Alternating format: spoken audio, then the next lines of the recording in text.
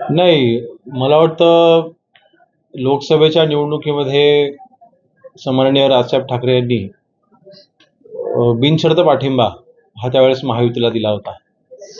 विधानसभेच्या वेळेस किंवा लोकसभेच्या वेळेसच हा पाठिंबा जाहीर करत असताना त्यांनी सांगितलं होतं की हा पाठिंबा फक्त आणि फक्त लोकसभेच्या निवडणुकीपुरताच आहे.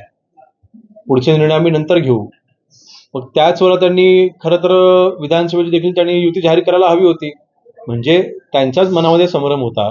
त्यांनाच विधानसभेच्या निवडणुकीच्या बाबतीमध्ये त्यांना निर्णय घ्यायचा नव्हता.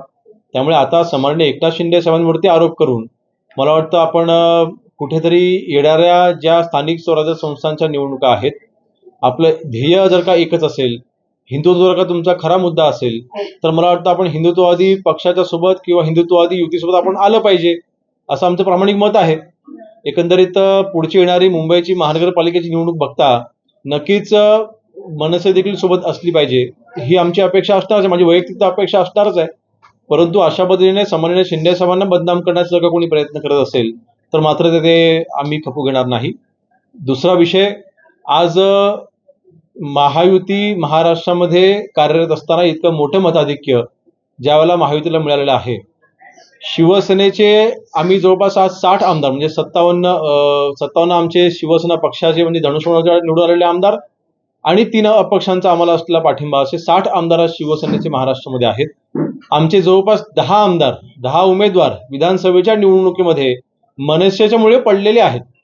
आपण जर का गणित बघितलं, आपण जर का आकडेवारी बघितली, तर आमचे 10 असे उमेदवार आहेत की ज्यांनी मनसेचे उमेदवार आमच्यासमोर उभे होते. मनसेने जेवढी मतं खाल्ली तर त्याच्यापेक्षा पण कमी मार्जिनने आमचे उमेदवार तिथे पडलेले आहेत. आणि म्हणून मला वाटतं ह्याची पुनरावृत्ती होऊ नये. महायुती अजून जर का मजबूत करायची असेल, खरोखर आपलं हिंदुत्व अजून मजबूत करायचं असेल, मुंबईमध्ये आपल्या मराठी माणसांना न्याय मिळवून द्यायचा असेल, तर महायुती मुंबईमध्ये पुन्हा निवडून येण्यासाठी सन्माननीय राजसाहेब ठाकरे यांनी सोबत याचा निर्णय घ्यावा अशी आम्ही त्यांना विनंती करतो.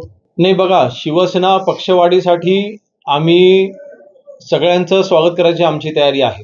2 पावलं मागे येऊन देखील, कमीपणा घेऊन देखील आमची सगळ्यांना स्वीकारायची आमची तयारी आहे. आमच्या समोर ध्येय आता फक्त एकच आहे की महाराष्ट्रामध्ये शिवसेना पक्ष वाढवणं.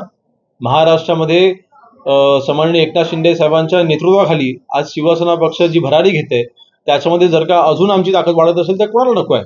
आणि म्हणून नक्कीच जर का राजन साळवीजी जर का निर्णय घेणार असतील, तर त्यांनी मूळ शिवसेनेसोबत यावं.